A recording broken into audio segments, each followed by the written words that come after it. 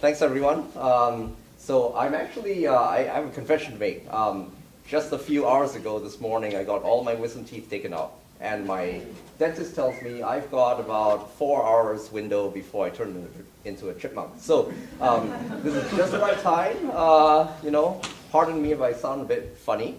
But I can assure you what I'm doing right now is not the most unpleasant thing I had to do today. So let's go on to Quino Energy. What we do is we make organic flow batteries. And unfortunately, I don't have enough time to go into what a flow battery is and how it works today. But we do have 2 tanks of reactants, and one of them is a quinone, hence our name, made from xylene. And on the other side is ferrocyanide, which is a very common food additive and also pigment. So I'm going to go out right out and say that our water-based quinone battery, it's 30 to 40% cheaper than LFP. Surprisingly enough, it's got a 3 times smaller footprint than LFP as well. Doesn't catch fire, and it's also made in USA with or anywhere with no critical or fluorinated materials. So on the cost, we're pretty sure about this are not just capex, but installed cost and levelized cost of storage. All 30 to 40% lower than equivalent LFP, even when you look at other people's projections for 2030. Our actual capacity is actually the nameplate capacity. Lithium-ion tends to do these kinds of, they kind of a bit sneaky, where they sell you a 1 megawatt hour battery, but you can't actually use that on a regular basis. Well, for us, we can, and our degradation rate is 5 times lower than LFP, even at 100% depth of discharge cycling. Locally made, I'll go on to this later. Completely scalable because we're just using vanadium flow battery hardware with no changes to the hardware. And finally, it's safe because zero fire risk, and not just that, but with compared to other flow batteries as well, when you charge the system, you don't create hydrogen gas. A lot of people like to gloss over that part, which is a little inconvenient. So about energy density, right? Most, like LFP, Tesla Megapacks, they're these containerized systems. They're large, but they have to be spaced out for fire safety reasons.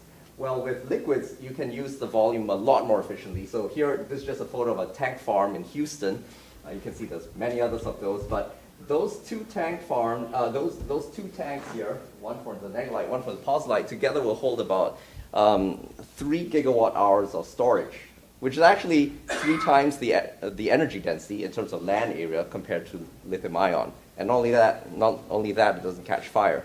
So our energy density is low, right? No one said flow batteries weren't highly energy dense in terms of weight or volume, but you can use the volume a lot more effectively. So our process is enabled by, our low cost is enabled by our process, where we take dyes, which is this orange-brown dye that you can just buy from anywhere.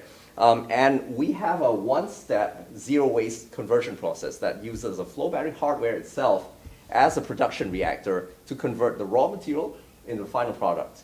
And conveniently enough, it also means that wherever your battery is, that's where you've manufactured it. So if your battery's in the US, I've made it in the United States. So without actually really having to set up a giant factory to do that. And because we can drop in our chemicals as a direct replacement for vanadium in existing VRFB hardware, we are able to grow very rapidly. So right now we've got a 100 kilowatt hour prototype sitting in the lab in San Leandro, California, near to Oakland Airport. It uses exactly the same stacks that are in the commercial system, just more stacks, bigger tanks. So here you can just drop them into commercial deployments, and then when you get over here, where we can move very rapidly to this kind of form factor. We can use these big tanks, unlike all the other kinds of flow batteries, because our chemistry is chemically compatible with carbon steel, which is the most common kind of tank out there. And not only that, you have additional things like cathodic protection, because it's right next to a giant battery, right? So that's easy enough to do.